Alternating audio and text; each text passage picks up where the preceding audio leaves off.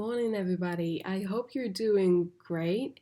I'd like first to thank the organizers for this type of initiative that I'm sure would be very beneficial for the educators there and elsewhere. As you may have learned it by now, I'll be talking about the Algerian education reform, and I'll be very specific, discussing or examining the ICT, information communication and technology implementation in the schooling system. But before that, let me give you an overview of who I am. My name is Rizlan Zouai, and I'm a former student of the University of Blida, where I graduated with a BA in English. I've then moved professionally to work as a teacher and a teacher trainer. In the last 5 years, I've had managerial roles with two different organizations. I am currently doing a master in education with technology in the UK, and I'd like to share with you some of the things I came out with. If you'd like to follow me, I'm very present right now on Twitter at Rizlanzouai, or you can read my recent posts on my blog EcoDZ. But without overdue, let's talk about our main theme. It is commonly assumed that information and communication technology, what is referred to as ICT, is currently at the core of most reforms in order to equip the next generation with 21st century skills. In 2000, the Ministry of National Education introduced a second generation educational reform with a thorough plan to implement technology competencies aiming to increase the sustainability of the country. However, there was a great gap between the use of technology and pedagogical purposes, which did not help in getting to the desired outcome. So let's look at the first factors influencing curriculum reform in Algeria. I'll be very brief and I'll be using very simple technical words, but please at the very end, if you don't understand any of the terms, ask questions and I'll be very delighted to answer them. So one of the factors that influenced the curriculum in Algeria, let me cite outside factors, international factors. Number one, we have neoliberalism is one of the most prominent factors that led to the democratization of the education system with the objective to meet high market demand. As such, the new Algerian curriculum was mostly advanced in the form of enhancement and empowerment of educators, quality and learning, and interpersonal skills with a focus on technical abilities. Similar reforms took place also in other countries of the Maghreb, namely Tunisia and Morocco. Thus, it looked more as a global call to action instead of very local framework that faced or that answered a particular need. Another outside factor that led to this reform is global competitiveness of the workforce. To answer that that need, the Ministry of National Education introduced what they called e-education, which is a program or extensive training for administrators and teachers alike on new technologies. Again, the objective was to equip staff with the right social and professional resources and numerical skills. Consequently, and hold your breath, over 50,000 secondary school educators and administrators were trained, and 102,000 teachers and administrators in primary and schools were also trained on digital literacy, ICT in use, ICT tools integration, and online education. It is worth denoting that other countries like Iraq has similar approach, but with a very, very small scale comparing to the one in Algeria. I'll get back to that example of Iraq because I think they have a very useful tool for teachers online. So at the very end of the presentation, I'll take you in a tour to one of their websites to see what they put, what are the resources that they put forward for the teachers online. And the last outside factor is new teaching methods. And I'm sure the teachers in Algeria are not, foreign to this idea of the CBA, defined by the Ministry of Education, and I'm quoting here, a know how to act process in demonstrating a combination of competencies, skills, and knowledge. There was a tectonic shift from a very traditional teaching method to a more collaborative one. But it is worth saying that there is still a misunderstanding, or to be very specific, a misinterpretation on the use of the competency-based approach, the CBA, in the classroom. Now I'll be moving to the internal factors that led to this reform of the 2000. We first have the exposure of youth to the new technologies such as palm devices like mobile phones and tablets, and of course, the internet. Following the same stream, the Ministry of National Education, in collaboration with the Ministry of ICT, worked on installing Wi-Fi in every high school. But we will talk about this again later on. Number two, English language.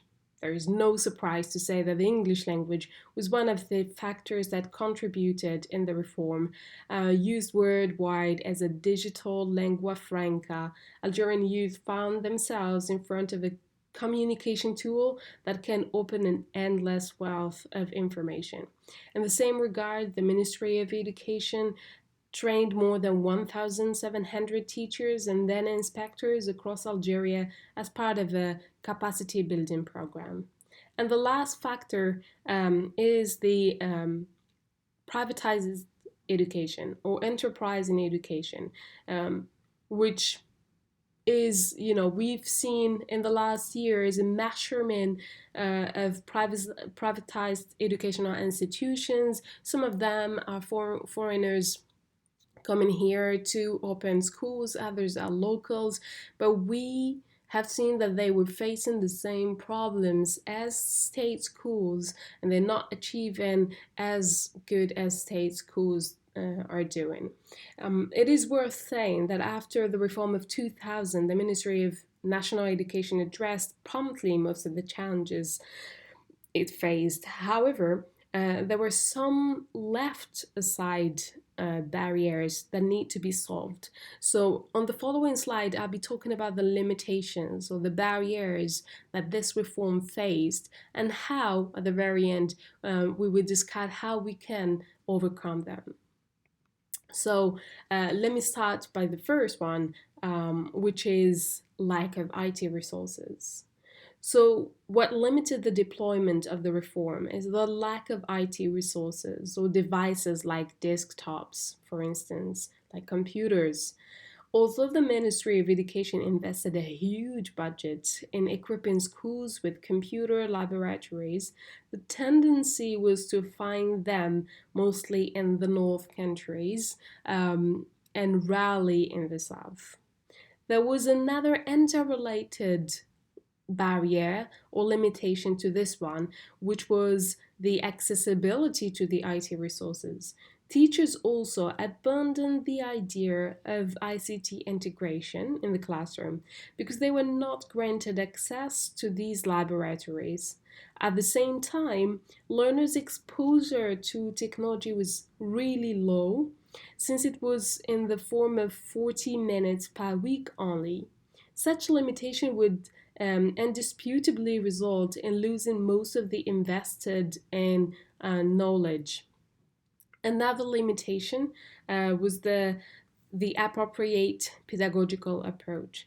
The need to use appropriate pedagogical approach and I'll be citing two right now. The first one is known as the Pedagogical Technology Integration Content Knowledge Framework, or sometimes referenced as the PTIC. And the second one is Technology Pedagogical Content Knowledge, and sometimes also referenced as TPAC. And actually, these two frameworks just simply say that you can have a palm device, you can have a computer, you can have a phone, you can have a tablet, but you need to have the pedagogy or the right pedagogy to use it in the classroom. So you need to design a course based on that to deliver a session and not just present the object. So those frameworks can contribute in the enhancement of student skills. And let me give you another example, or let me further explain differently this two concepts. If we consider that there are 4 stages for trained teachers in Algeria. First, the trained teachers are, introduced to the tools. They're introduced to computers. After that, the teachers would work on these computers so they will adopt them and then adapt them. They will adapt what they learn. And after that, they will appropriate to themselves some of the components or some of the tools like PowerPoint or any other program on these computers. And at the very end, because they mastered, because they know the pedagogy behind it and so on, they start to invent or they start to design context for the classroom. And this is I would say this is the aim of such programs, is to have teachers at the very end, after being trained, to perform their roles by integrating those tools pedagogically and not integrating them as simple IT devices. And move on to the last limitation, which is targeting appropriate learners group. And very important, I think, this point is extremely important, targeting the appropriate cohort. Instead of maximizing the exposure of technology to learners of primary and secondary school, the distribution was all the way around. So we've seen high school along with universities equipped with new IT resources like computers and so on. But we haven't seen the opposite. We didn't see primary school and secondary school having IT laboratories. Therefore, there was an imbalanced distribution of policy decision, which I think if we do it all the way around, if we start equipping primary school and secondary school, the outcome would be much higher than if we do it for higher high school and universities. So to end up, this presentation highlighted the effort that the Ministry of Education, I would say, has done recently in implementing the reform of 2000, and I was very specific talking about the technical side or the implementation of the ICT. Although there were a lot of factors that helped introducing this reform, we could notice some drawbacks, some issues, some problems that are still pending and which need to be addressed as soon as possible. To be more constructive, let's suggest some solutions that are aligned with the discussed second generation reform, and which would emphasize in the practicability of both teaching and learning. So the first thing I may suggest is a follow-up or conducting follow-up sessions to further support educators and administrators alike on how to use the acquired knowledge in order to plan their lessons or in order to support the teachers in the schools. Second, giving access to palm devices to a large number of young learners and more than 40 minutes would result in enabling the next generation to be more familiar with the new technologies and cope with changes, but also giving access to teachers to use these laboratories whenever they want, because it will help them be very flexible. To do so, however, you need what we call a collaborative culture. Administrative wise, building a building a sound collaborative culture within schools and between the educators and principals and the administration result in a greater alignment in the task achieved or achievement, sorry. And one of the last points I'll be suggesting is adopting a task assessment measurement would help evaluate the reform progress and outcome. This would give us like a whole picture of how the program or how the reform of 2000 is progressing and what are the points that need to be tackled properly so that these pending problems would no longer be there. However, now let's move to something very concrete. I'll give you a real example, an example I have witnessed while being in Iraq for a very short period. I have trained teacher there, and I was introduced to this website.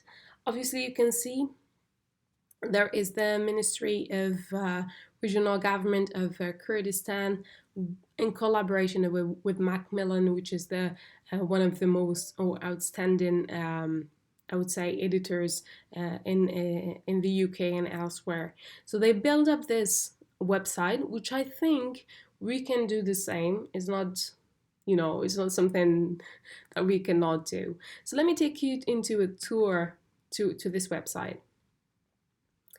Here you go. We are in. Let's go to the first page. So we have two sections. The course book is called Sunrise. So we have Sunrise for primary and Sunrise for secondary. Let's go for the primary, Sunrise for primary. As you can see, you have different sections, all about the teachers and so on. But on the very first page, if you scroll down, you can see that you have the calendars for the main exams and everything. You have of course, the partners resources, but you have class materials, and I'll be clicking on that, where you can download the books. And I encourage you to go and download the books and have a look to them, where, as you can see, it's highlighted here in bold. You have activity books, you have flashcards, audio files, posters, everything that a teacher needs. And also, on All About Teaching, you find the ministry's training pack, methodology, and training DVDs, all available online. Similarly, on the Sunrise Secondary School, we find almost the same thing. Class resources, methodology, and also other events. So it's worth to do similar example to such website, which I think teachers worldwide would really, in Algeria, would really appreciate to have. Let me move on again to the last slide. I hope if you are willing to know more about the website and the content and so on, I'll share with you the slides and I send it to the organizers who would share it with you. But again, if you'd like to read more about this presentation, there is a blog post based on an article I have written recently, or a work I have done recently, that you can find on equaldz.wordpress.com. Sorry, and it's not an article, it's a blog post. Or you can follow me at Rizlan Zouai. Thank you so much for your attention. And if you have any question, you're welcome. Thank you so much.